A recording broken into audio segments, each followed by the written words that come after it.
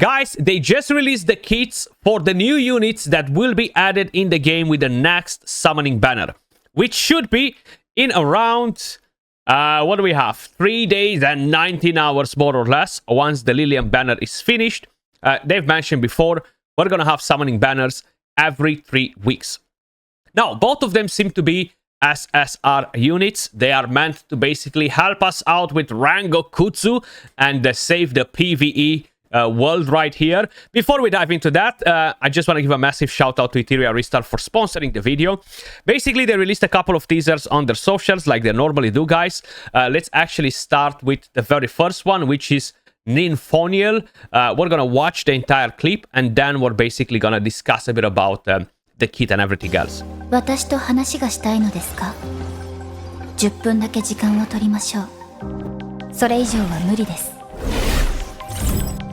Nifonniel is a versatile support animus. Nifonniel grants all allies increased attack, immunity, and a special shield, Rhyme Bloom, that further enhances attack. Her skill 2 can equalize all allies' HP and provides healing. She significantly boosts the team's survivability while increasing DPS Animus attack power, giving her a unique advantage in high difficulty stages.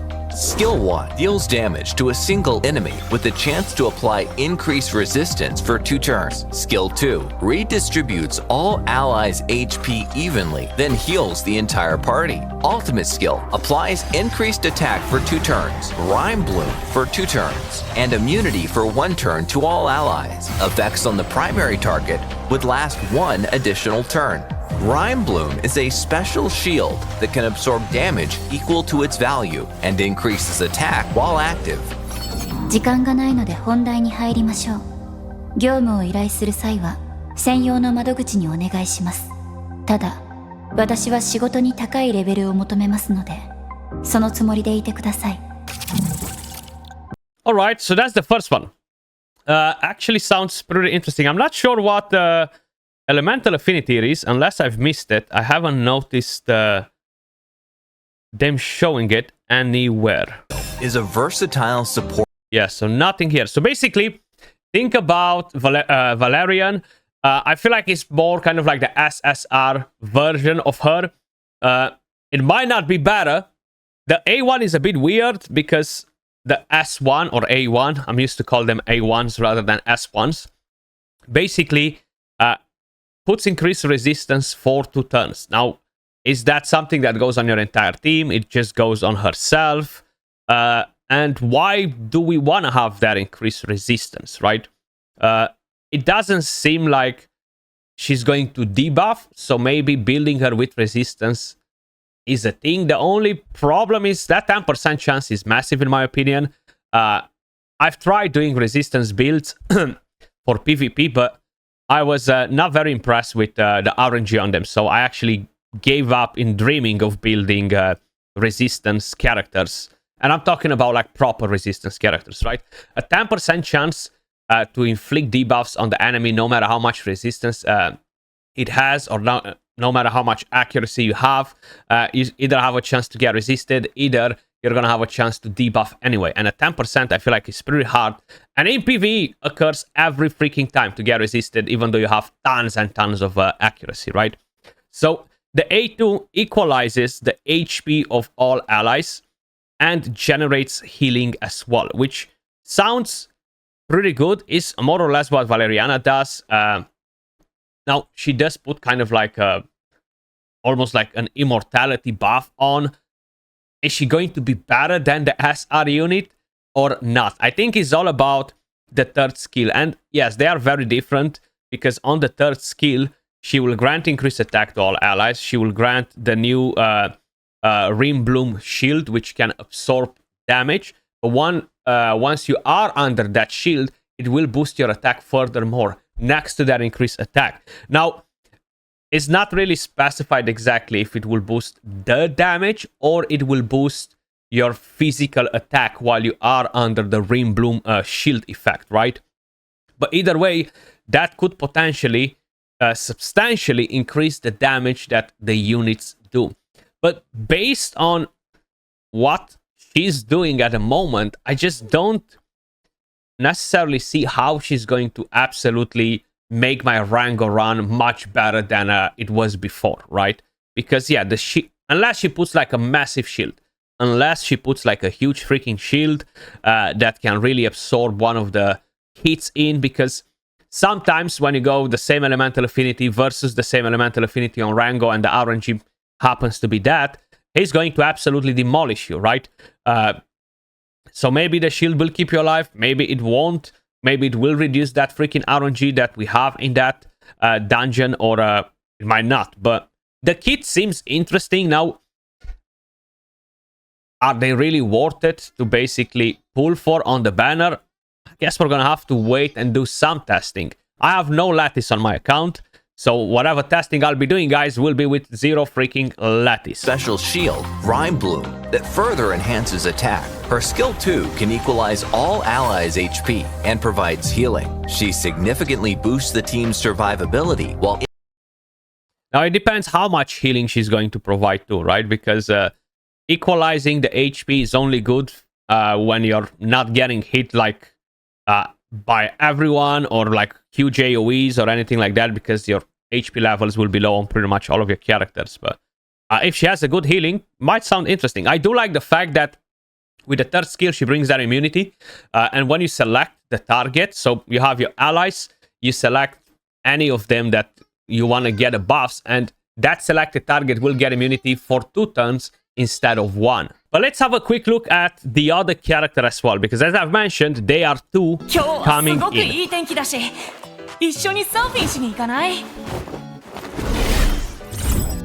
Batsby is a high-output damage dealer whose effectiveness scales with the number of debuffs on enemies. His passive increases damage based on the types of debuffs afflicting targets, while his ultimate applies group vulnerability and grants massive strike prep increase on critical hits. Paired with his skill 2, which extends debuff durations on crit, he can unleash devastating group damage in quick succession. Synergizes exceptionally well with all allies who apply multiple debuffs. Skill 1 deals damage to a single enemy with a chance to inflict anti-heal. Exclusive passive: for each unique debuff on the target, Batsby's damage dealt increases. Skill 2 deals damage to all enemies. Critical hits extend the duration of existing debuffs by 1 turn. Ultimate deals AoE damage and applies vulnerability for 2 turns. Each critical hit on an enemy grants Batsby a strike prep increase.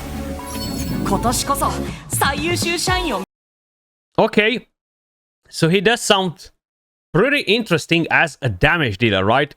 He brings his own vulnerability, which is really, really good. Because if you're running Claws, you're not going to have that available. If he's actually that good as a damage dealer, that can make him even better. Now, the A1 puts heal reduction on the enemies. It's pretty good. Both PvE, PvP, not that crazy in PvE. The second skill sounds pretty interesting because this is actually an interesting unit. He has a passive and he has 3 skills.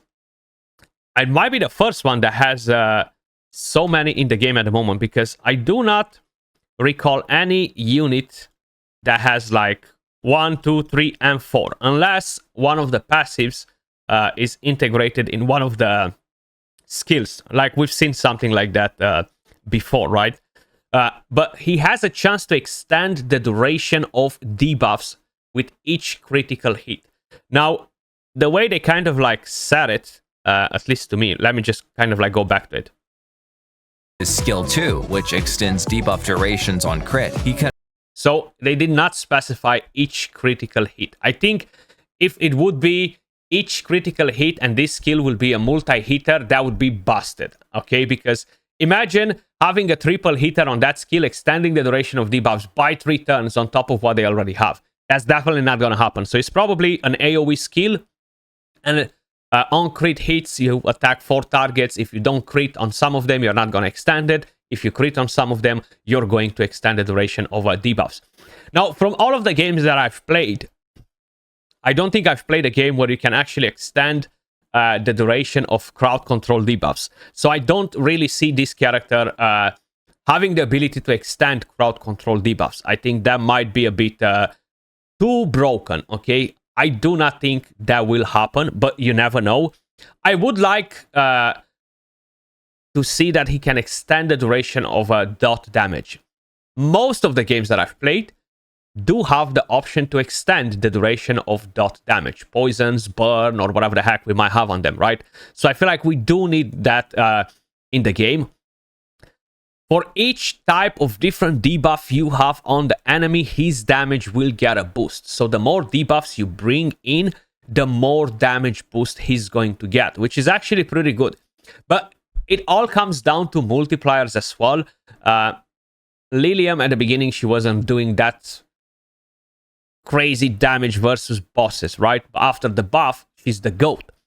So are we gonna have a similar type of situations in here? A situation in here where his damage is going to be underwhelming, his damage is going to be good, or spot on, or is gonna be very good, right? That depends as well. But from what I understood, on the third skill, where he's kind of like getting a bit of a damage boost. Let's actually quickly watch that again. Devastating group damage in quick succession. Synergizes exceptionally well with all allies who apply multiple debuffs. Skill 1. Deals damage to a single enemy with a chance to inflict anti-heal. Exclusive passive. For each unique debuff on the target, Batsby's damage dealt increases. Skill... Oh, so that exclusive passive, I think it might be to the first skill, to the basic skill, to the S1. I think that's the thing with that passive. I think that's what it is. So the more debuffs on the target, the more damage he's going to deal with the S1. Because I've just realized the way they've kind of like worded it. Exclusive passive straight after the S1 skill. 2. Deals damage to all enemies. Critical hits extend the duration of existing debuffs by 1. Yeah, so that's a single hitter for sure. As you guys can see, an AoE attack. 1 turn. Ultimate. Deals AoE damage and applies vulnerability for 2 turns. Each critical hit on an enemy. So this is worded differently. Deals AoE damage, but each critical hit on an enemy. So that means that most likely he's going to have a double hitter or a triple hitter on the ultimate skill, just based on the way they are wording this. Now, of course, that might be just rubbish. I'm curious what elemental affinity they are. Either I'm completely blind, are they odd, or there's something else. Like, I'm not seeing it grants Batsby a strike showed anywhere in increase. here, though, unless I'm blind. Like, are we seeing it anywhere? I can't see it. I cannot see it. They do look pretty cool design-wise. The characters overall. I think he's gonna be great. She can be very good too, based on the healing that she's doing and stuff. So we're gonna have to really take them up for a test and see what they can do. But I have no lattice, which is kind of like unfortunate. Probably he will need them. I'm very convinced that he will need them. Okay, any other image?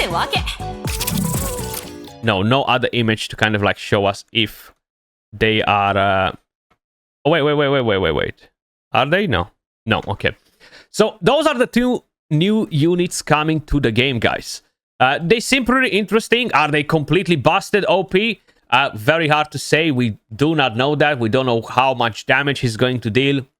We don't know how much she's going to heal, what type of a big shield she's going to put, how much attack increase we're going to get while we are under that shield and all that stuff. But the units definitely seem pretty interesting. And yeah, I will be trying to get more, most likely both of them, try them out for you guys and see basically what we can do with them. But let me know your thoughts in the comments down below. As usual, appreciate all of you guys watching. Big shout out to Etheria Restart for sponsoring the video. And I will catch you all in the next one. Peace.